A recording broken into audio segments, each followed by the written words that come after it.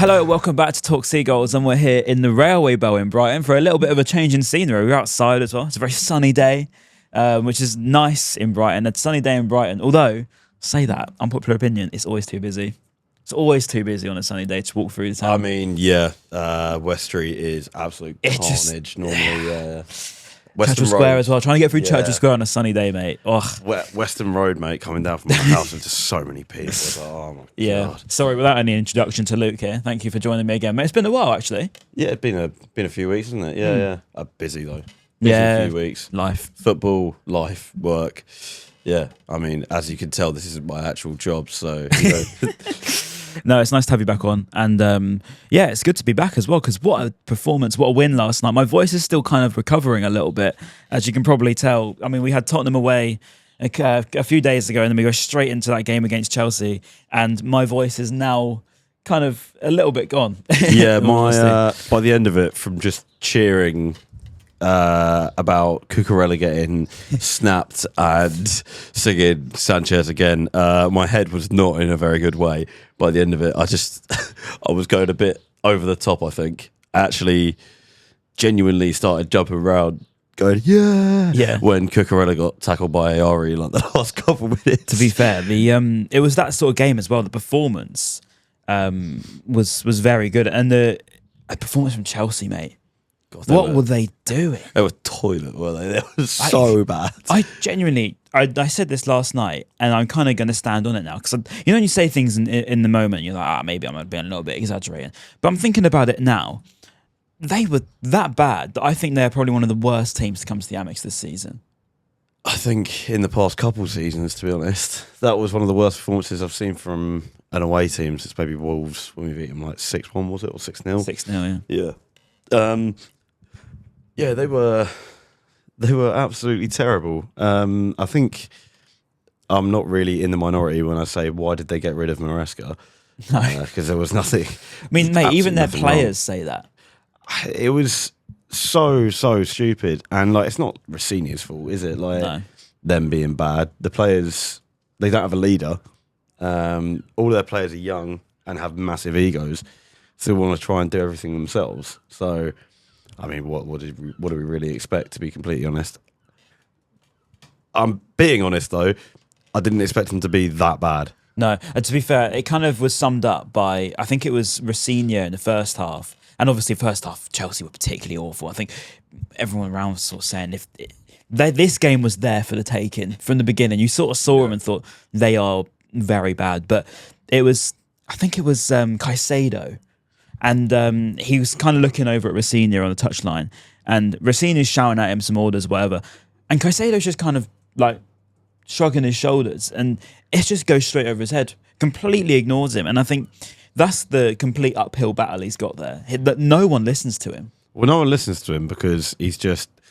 they're not even his tactics, let's be honest. They're going to be Bowley and Egbali's tactics. Because they just want someone who's going to be like, oh yes, sir. Whatever you want, that's what they want. They don't want someone that's going to maybe challenge their authority in any way. And Rossini is so early on in his management career that he'd just be like, yeah, all right, fine. I've got a lot of money.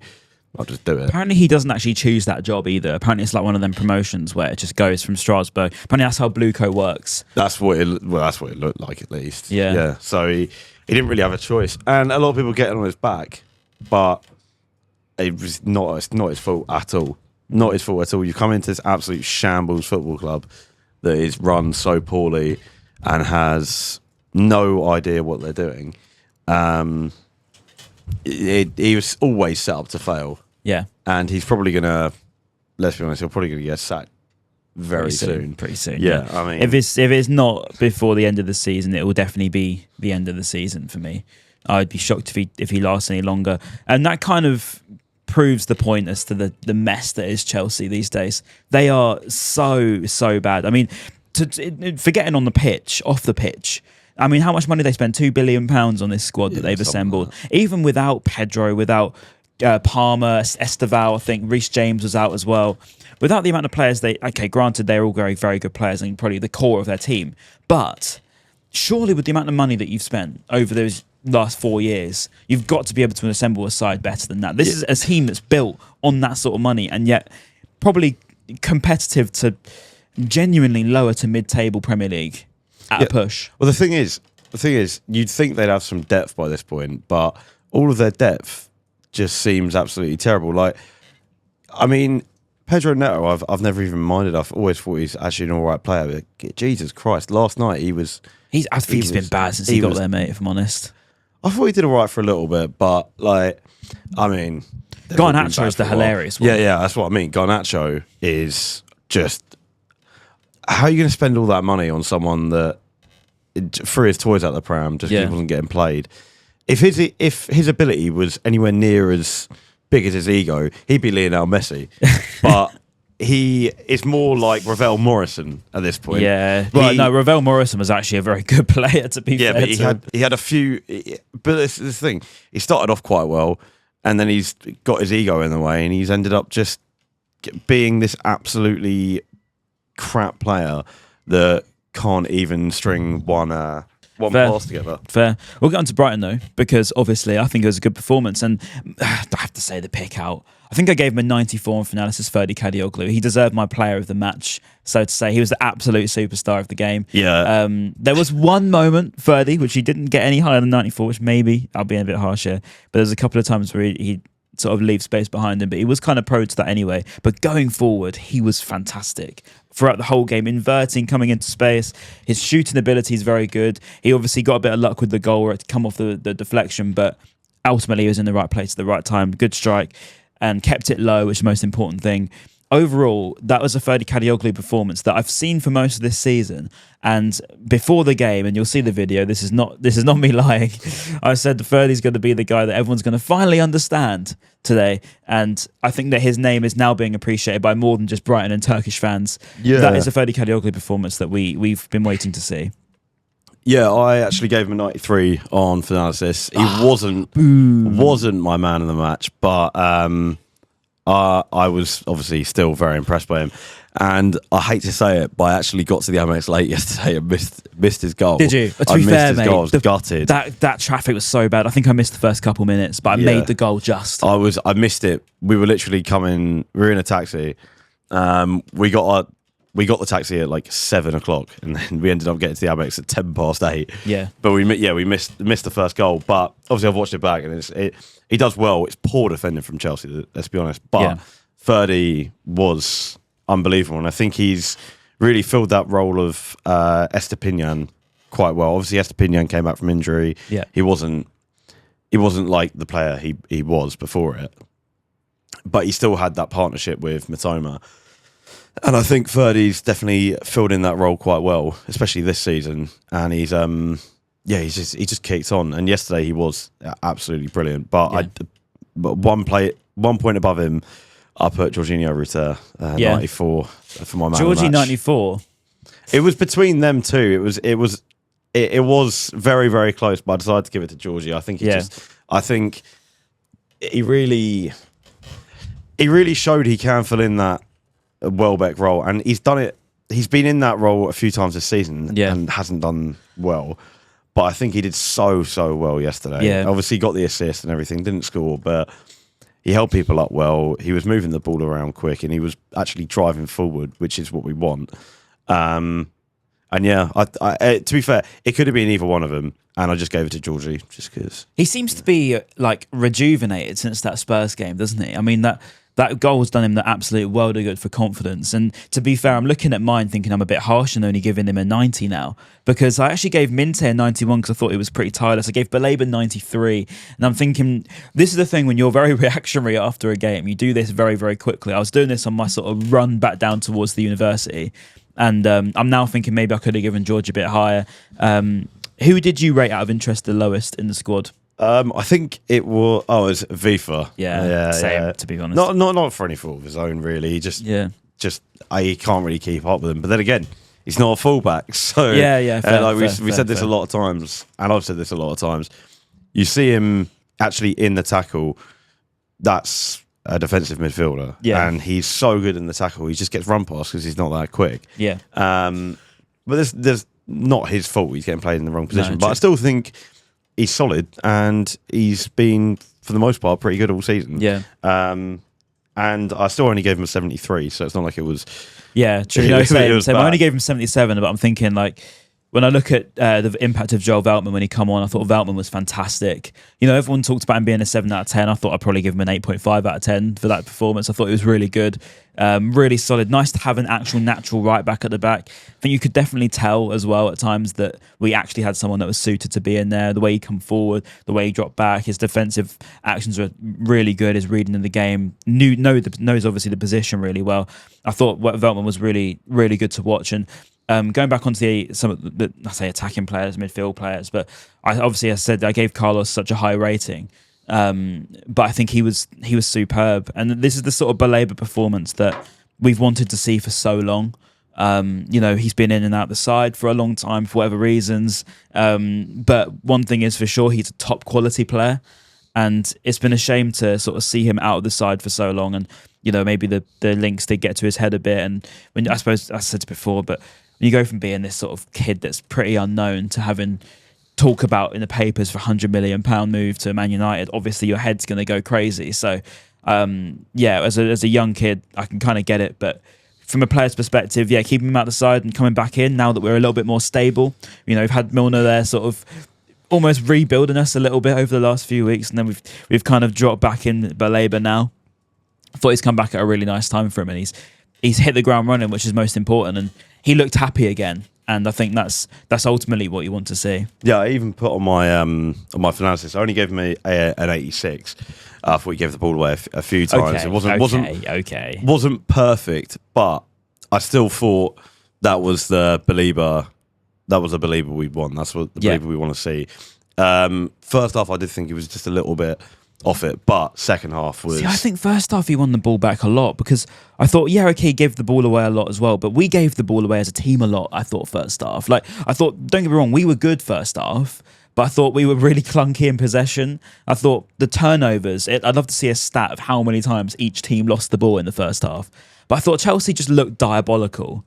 And then they looked a little bit less diabolical second half, but I thought we did better to counteract them, if that makes sense. Yeah, well, this is what I mean. I think first half, as I say with Believer, I'm not saying he was in any way bad. I'm just saying that's where the 14 points dropped off analysis 14 comes from. It's crazy.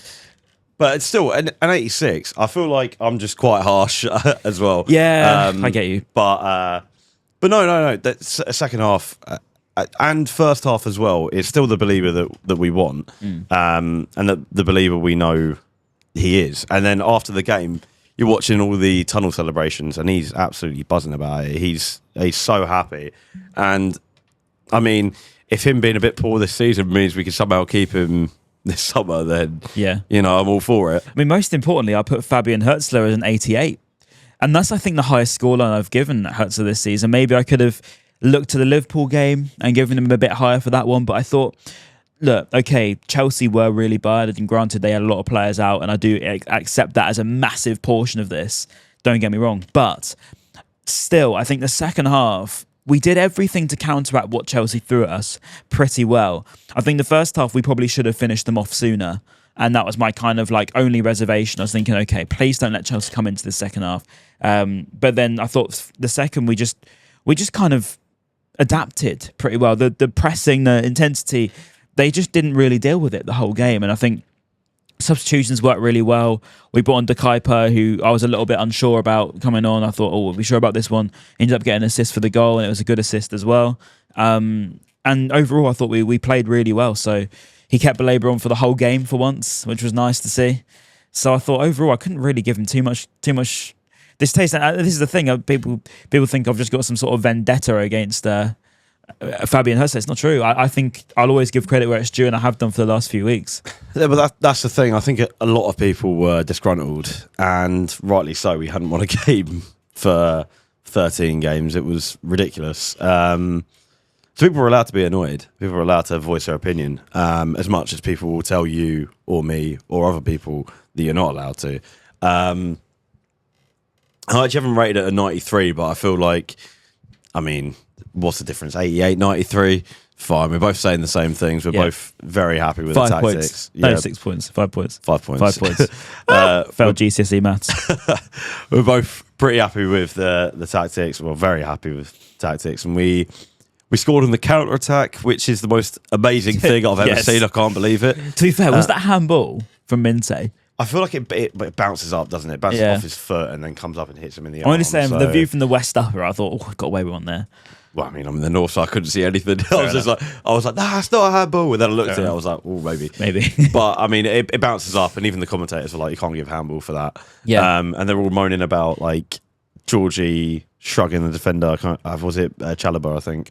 Or fine, I can't quite remember. But shrugging him off the ball, and they're all like, oh, it's a foul, it's a foul. I'm like, seriously, if you give that is ridiculous. As a centre half, you need to be a lot stronger than that when you're going for the ball and not let. I think Caicedo he spun, didn't he, Jorginho, for the second goal? Oh no, it was actually yeah. I think it was Caicedo. Yeah. Sorry, but Caicedo, by the way, he didn't do anything, did he? But he's been poor for a few weeks. That's the thing. But then again, they've all been absolutely awful for a few weeks. But I've always given a lot of credit to Caicedo because I thought, regardless of when he left and whatever, I always thought he was a top player. So I was like, I can never really argue with that.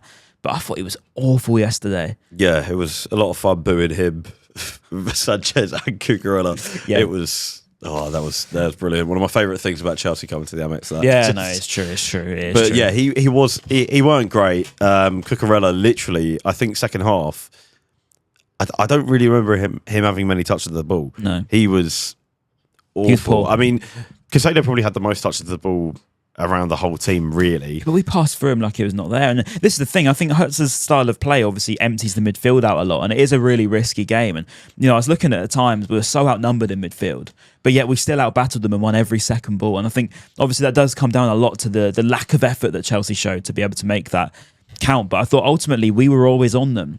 Even when there was times where, I think for Brighton in the past, there would be an opportunity like that where you see them look that bad and think, don't let them even have anything. Don't let them even nick a goal out of nothing. Just make sure. And I thought we did. And just to ask you, actually, did you do a score prediction before the game? Yeah. Your Finalysis prediction was? I put 2-0. 2-0? 2-0, yeah. I put 3-0. Actually, I put 3-1.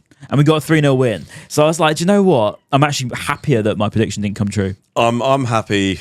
I mean, we were coming forward for the third one, and I was like, I put 2. I literally said to my dad, I was like, I put 2-0.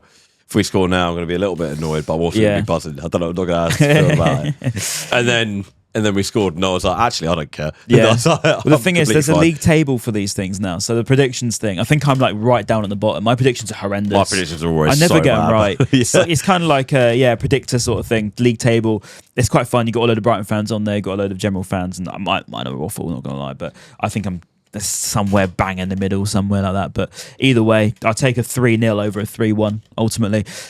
So yeah, those that are confused are about what Finalysis actually is. It is literally just an app where you can go and talk with a load of Brighton fans. You can talk to people like myself, Luke, etc., and also rate players and rate managers and rate referees. You can also go over to various different other teams to say you wanted to see what Chelsea fans actually thought about Caicedo and Cucurella in this game. You can go and see what they were rating them. And over the course of a season, it all kind of stacks up. And then I think it just gives you a fair stat over what a player's actually been like to fan value. And this is kind of going to lead on to my point, because I said before the game that Kadioglu would be a star player, and for a lot of other fans across the rest of the Premier League probably would have been looking at Minte, looking at Welbeck, looking at Mitoma. They wouldn't have been looking at Ferdy Kadioglu, but you can get that sort of info if you actually know a fan's opinion. So that is why fan's opinion is always super valuable. So I would go and recommend downloading it and following me. But in much other news, Luke, I'm pretty happy with the result, mate. It's a one of them where I'm now thinking, and I saw this stat, and I'm going to bring it to you now.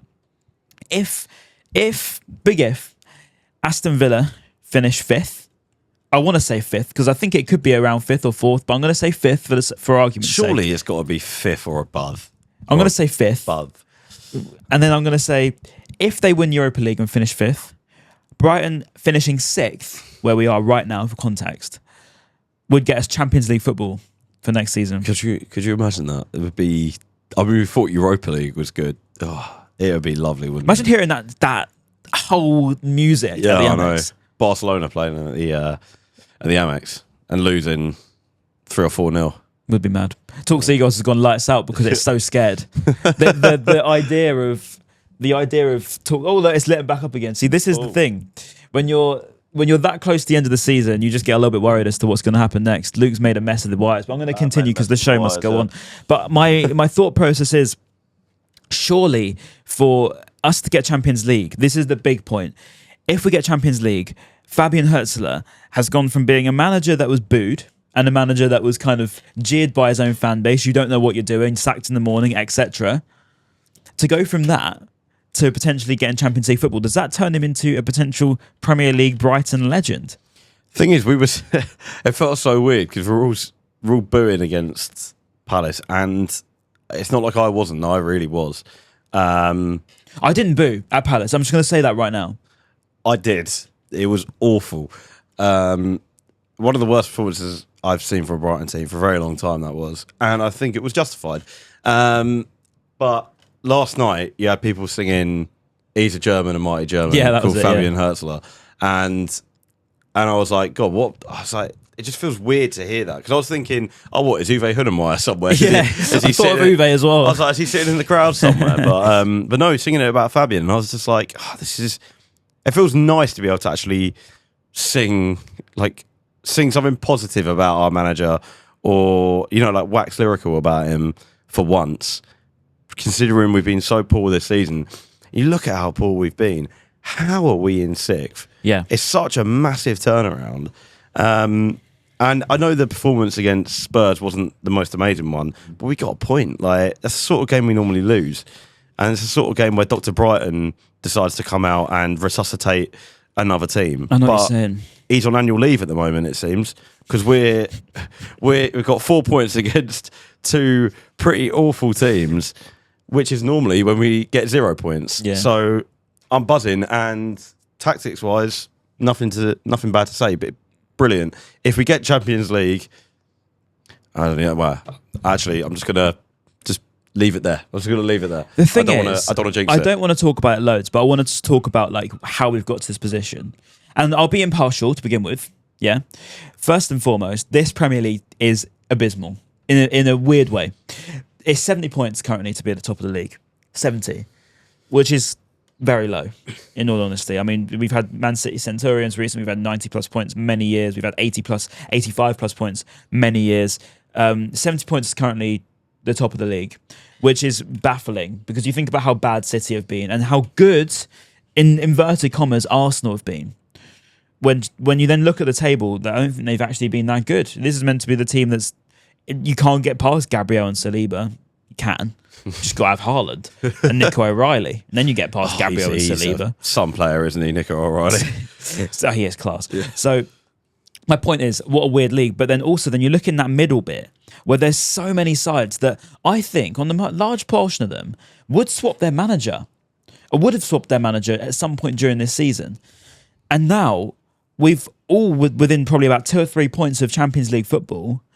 I don't want to get too excited, obviously, because it's a long way to go. There's still 4 games left. But I think our run-in favours us. I think when you come against Newcastle away now, all of a sudden, that looks like a really winnable game. Newcastle are not the same Newcastle they have been. Eddie Howe's got huge doubts over his future. So is Anthony Gordon, Sandro Tonali, etc. I think that for us, as a team that, and I'll give full credit to Fabian Hürzeler for this, for us, stability has become key. And if we can even just go to these games like Spurs and sort of bore our way to a result, don't necessarily have to play on the front foot. I think Hürzeler, of any manager in the current top 6, is probably more likely to go and do that because he's not necessarily glamorous. He's more balanced, but it does get results. And I think if you're just going on results business and you are relying on these players like Minte, Mitoma, Welbeck, Georgie, Belabor, Kadioglu, these are all individual quality players for so long that I back them to go and get these results over the line. We've got good enough quality now to actually Pascal push Gross on. as well, by the way. Pascal Gross, yeah, of course. We've got good enough quality to get it over the line, I think. And with teams dropping points left, right, and centre, we I mean, you got to hope that other teams drop points as well, because there are teams that can obviously overtake us. But with other teams dropping points, especially teams around us, we are in a good position in what you say is an abysmal Premier League, but I wouldn't agree, to be honest. Go on. I'd say this has been one of my favourite Premier League seasons for a long time. As much as we've been awful in terms of the actual wider Premier League, the openness. The openness of it. I've really, really enjoyed that. The fact that, I mean, Arsenal, I haven't enjoyed because I don't even think their fans enjoy them. And I'm talking to you, Arsenal fans. I really, I mean, I hate Arsenal. I don't want to talk about that, but City obviously being quite bad, but now just pushing on and being just so entertaining and such a good team again, and just being able to watching that game the other day is a brilliant game. Then Arsenal, such a good game. But you just go, you look at us yesterday, random game against Chelsea, which, I mean, obviously is always sort of a big one. But look how bad Chelsea have been. They were so good at the start of the season, doing so well. They've dropped off. And then you had Sunderland, who were doing really, really well. They've dropped off a little bit. Newcastle, what's happened to them? Like Bournemouth up there, Brentford up there. And I just think it's just been such a good season. And as much as it might end up with us not getting Europe because it's so open, it's been such an entertaining season. Yeah, I agree with entertaining. I just kind of mean in terms of quality. I don't think there's a great deal of quality consistently across everybody, and I think that's kind of what I mean. And you saw it when all the sort of bigger sides got into the later ends of Europe. I think everyone kind of got knocked out for a good reason, and that was just because they physically can't compete with the likes of PSG, Bayern Munich, etc. this season, because they just are exceptionally good teams. I think when you look at English football at the minute, I just feel like there's not a great abundance of high quality sort of talent coach-wise in the sort of top end of this. Like you look at, for example, Michael Carrick is now one of the better managers in the league. When, you know, realistically, could you see him winning a Champions League next season? Probably not. And like I think that in general, the sort of general coaching quality has gone down a bit. And I don't know if this is just a fascination over bringing over a bunch of like really young coaches. Like maybe we've started a trend here.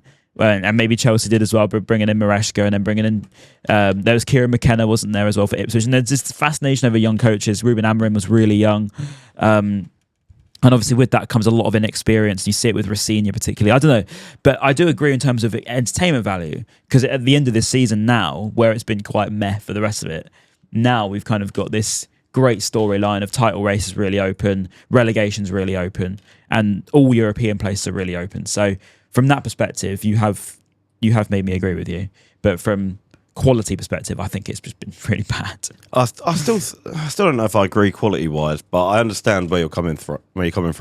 But I don't know. I just think like you saw Wolves drawing with Arsenal, but then again, quality wise for them, I agree with you. Quality wise for them, because they are awful, but like you see them beating Liverpool and stuff like that. And I get what you mean coaching wise, but I just think the entertainment value of it is just sort of overridden. It outweighs it, and I can get that. I think it's overridden. It's outweighed it, because watching those games such as the Arsenal Wolves or the Liverpool Wolves game, just absolutely brilliant. Yeah. And it was just. Oh, it was absolutely brilliant when Wolves beat Liverpool. Yeah. I remember us watching it in work, and there was like 5 of us watching it. None of us either Wolves or Liverpool fans, but going absolutely mental when we saw them score in the last minute. I've been like that for all Arsenal goals against. Every time they concede, I celebrate. It's just hilarious. Yeah. My old boss was in the pub on Sunday watching it, and we were all just standing in a circle around the TV watching it. And he was the only Man City fan out of all of us. There was a Chelsea fan, a United fan, obviously me a Brighton fan, him a City fan, and and he's watching it. He's jumping around, he's running up and down, and all you can hear is a much bigger cheer than the Arsenal goal, because there's about 20 Arsenal fans in the pub, and every other person is against them. And I spoke to a guy who's a West Ham fan, spoke to another guy who was a Liverpool fan, another guy who was another Brighton fan, and every single one of them went, "Oh God, I really hope City win this game." It was just, so you're not the only person who's been, I think most of the Premier League, I agree, is hoping Arsenal don't win. I want him to bottle it so much. I think it'd be hilarious. I think Arteta annoys me. I used to like Arteta when he first got to Arsenal. I thought new young manager, like really sort of exciting football. No, he's just a complete opposite of what he used to stand for. And I think that so boring. I get that he wants to be pragmatic and switch it up, but I just don't think that's the way to win a title. And if it doesn't win them a title, I just think that's hilarious because they've done it to win a title and they've still bottled it. Oh God, but 9 points clear a week ago. But Bournemouth were really good that day as well, and Arsenal weren't great. I don't think Arsenal were even that bad, to be honest, on Sunday. Thing is with Arsenal, they've not been met with a proper task in Champions League. I mean, they had Bayern Munich and they did beat them, to be fair. I was at that game. But that wasn't the league phase. It was in the league phase. I think if they come up against Bayern now, they'll get walloped. Well, I mean, you look at Kane banging him in. I'm pretty sure he's favourite for the Ballon d'Or. Elise as well. Yeah, I know I'm on the Brighton podcast, but Elise, flipping it, what a player now. Yeah, no, I still think he's a fucking weirdo, to be honest. But he is just so odd, mate. I really hate that new brand of player that's like, oh, I'm so nonchalant, I don't care. I don't watch football. I just give it a rest, mate. Like, I get it's your job, but at least, have a bit of passion. Fair. Right, I've got some clips here. So I'm going to shout out CFC Don, who I was on his show. I always am on his show as well for most Chelsea previews, so make sure you go and look at him. Don't go and subscribe to a Chelsea channel because that'd be a bit odd unless you want to see like all our ex-players. But he sent in a video his thoughts. I'd like to see the opposition thoughts after last night. And he's normally pretty level-headed. I don't know, I haven't seen this yet. Here he comes. Oh my God. Yeah. Chelsea once again obliterated by the Seagulls, and it's nothing new. Like I said to Ryan, I'm pretty sure I predicted 3-0 before the game because these players are spineless. This manager, I just feel sorry for him, bro.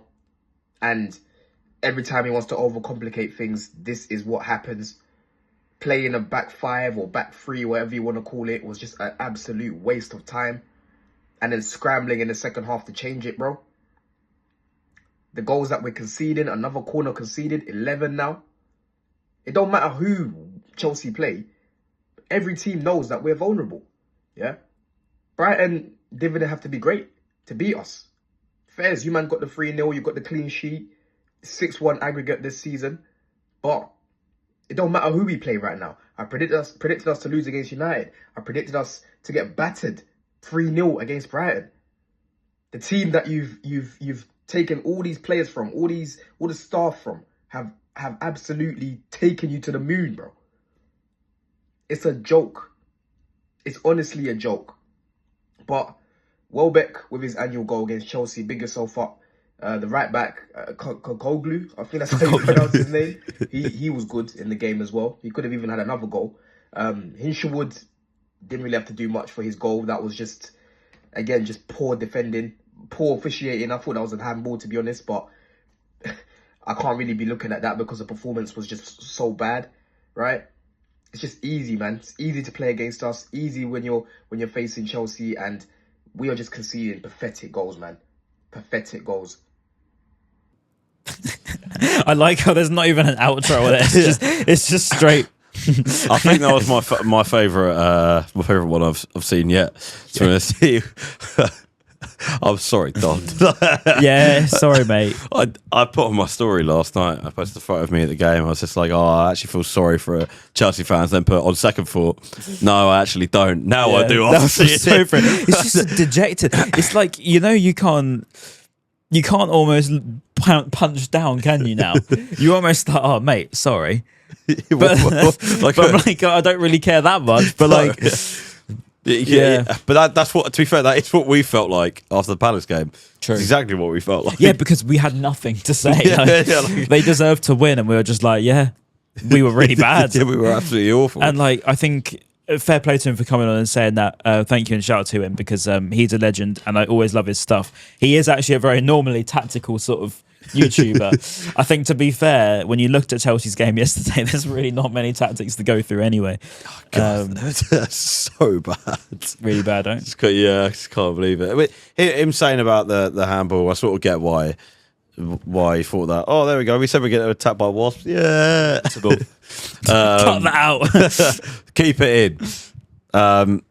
Yeah, he's saying about the handball, and I was like, I mean, I can see why you think it's a handball. Yeah, officiating. Actually, I rated Craig Pawson 68 on Fanasis. Did you? I actually didn't do the refs. To be fair, I just did it really quick. I feel like, you know, got to do it.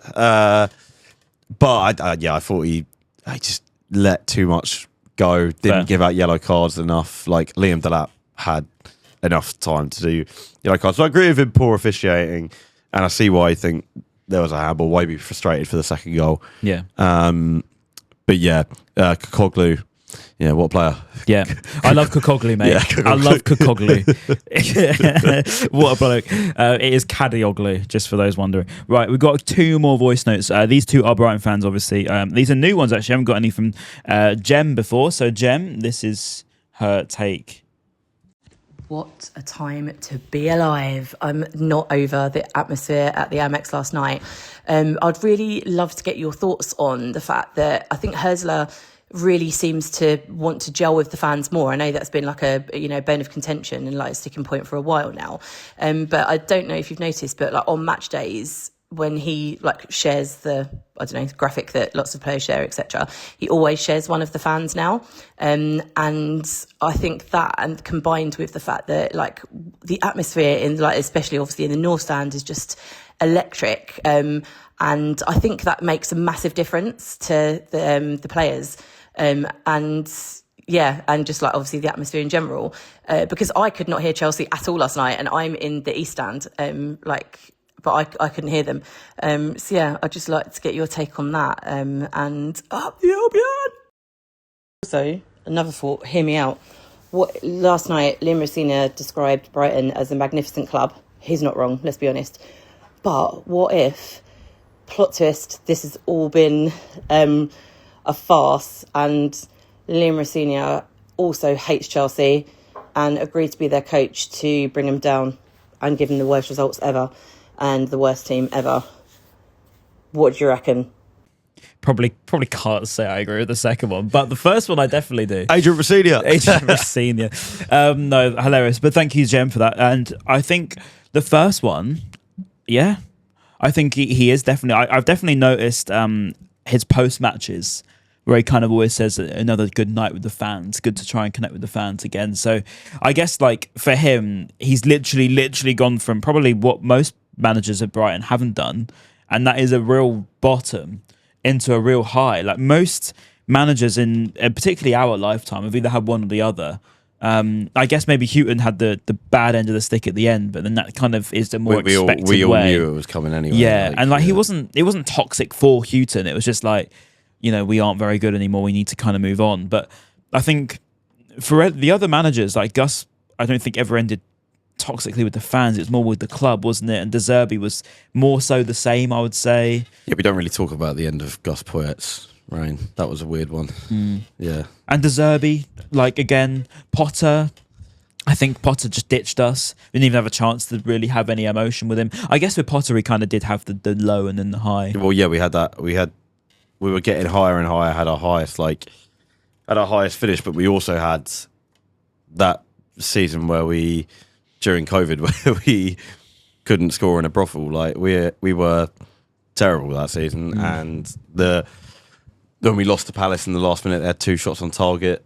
That was the real low. But I definitely agree as well. He's gone from literally everyone calling for his head, to now people genuinely, well, as I say, singing his name and stuff, and it's nice. And I agree as well. What a time to be alive! Yeah, it's great. Great way to start. It's always great when you beat Chelsea. It is. It feels like, to me, it feels like a rivalry with Chelsea now, because it's always a little bit heated. We don't like them, let's be honest, and they like us, but we really do not like them. It's not a rivalry because we always smack them. I know, that's what I mean. That's what makes it better. And then it is always a bit heated.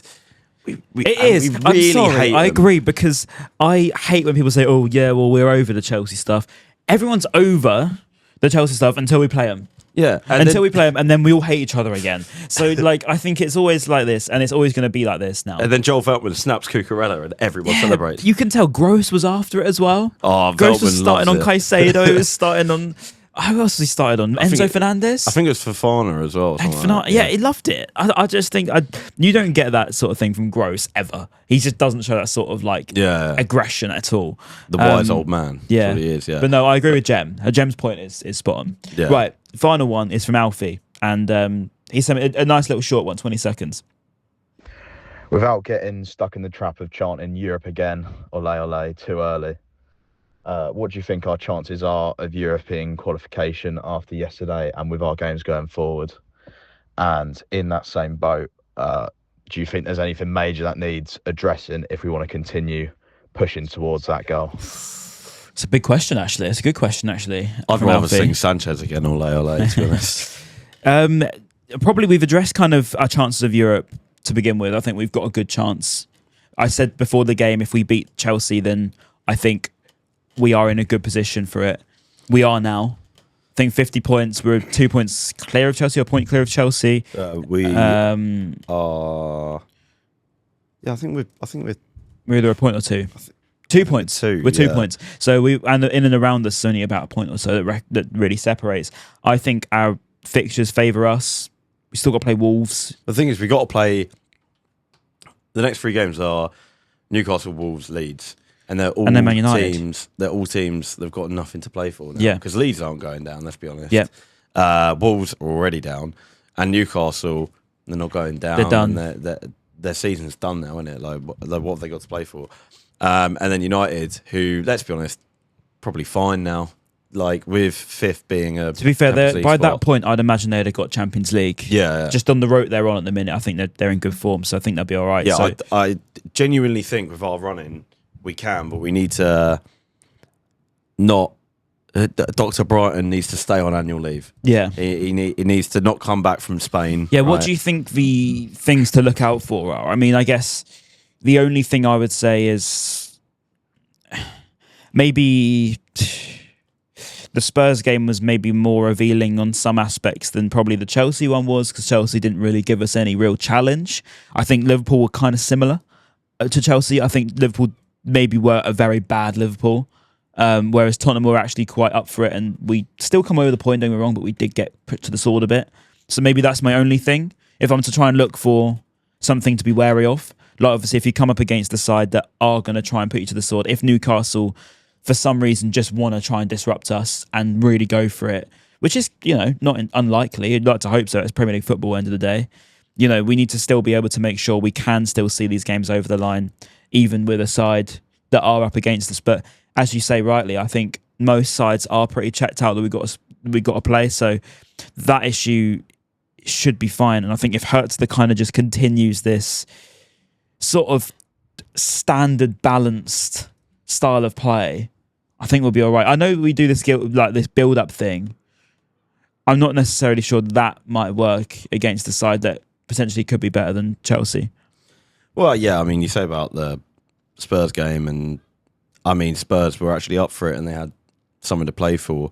The build-up thing, genuinely, I think we will be fine. I think we actually probably have got Europe now.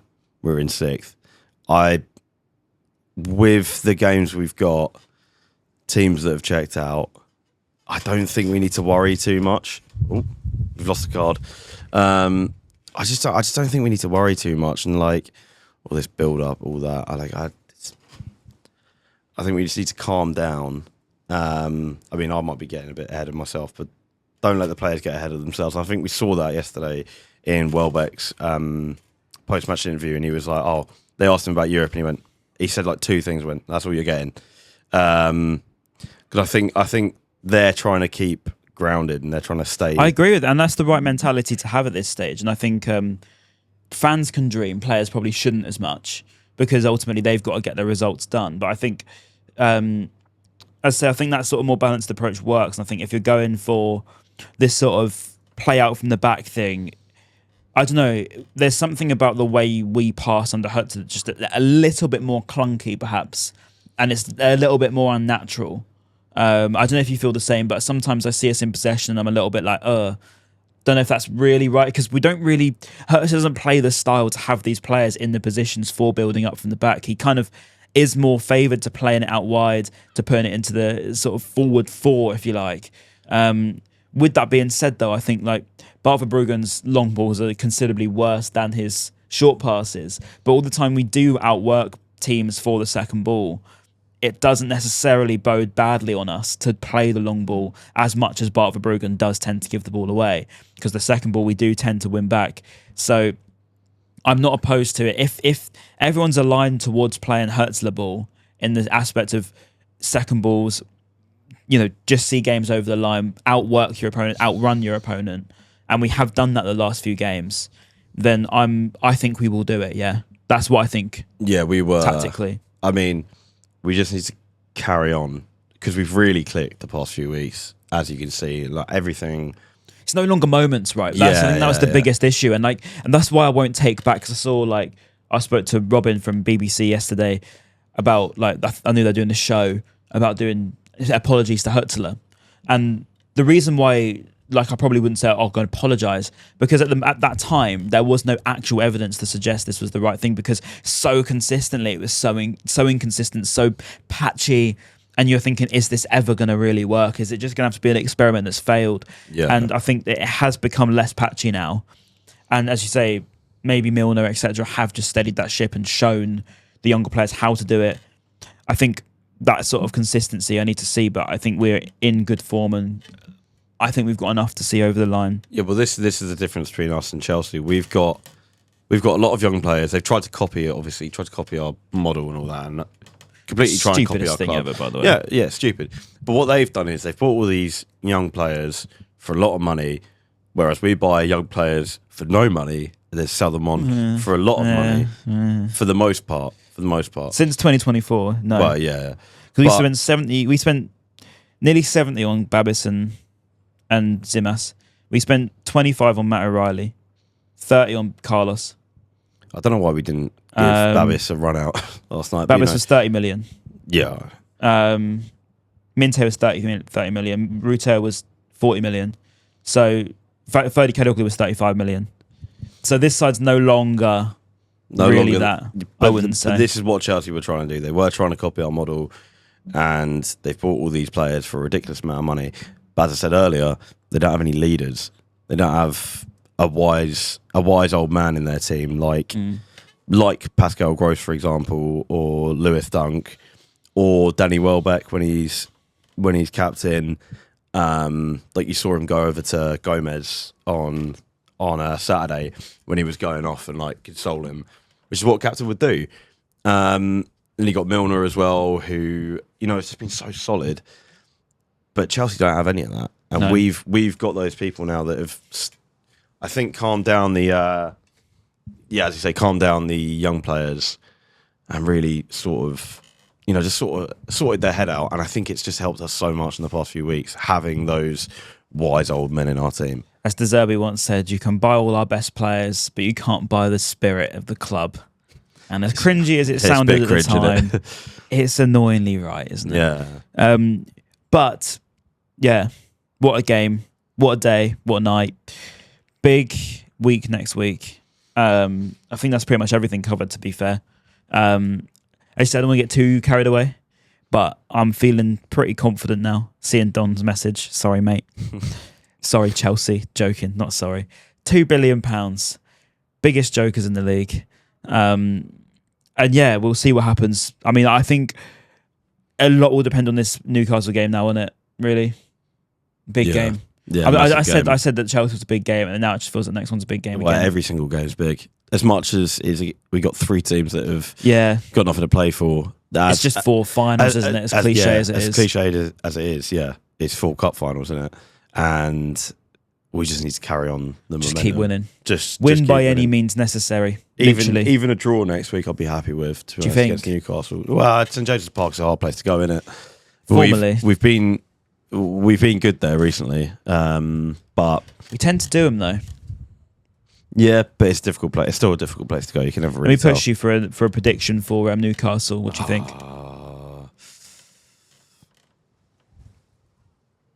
2-1. 2-1 Brighton. Yep. Who's going to score? Welbeck. He loves scoring against Newcastle, doesn't he? Yeah, absolutely loves it.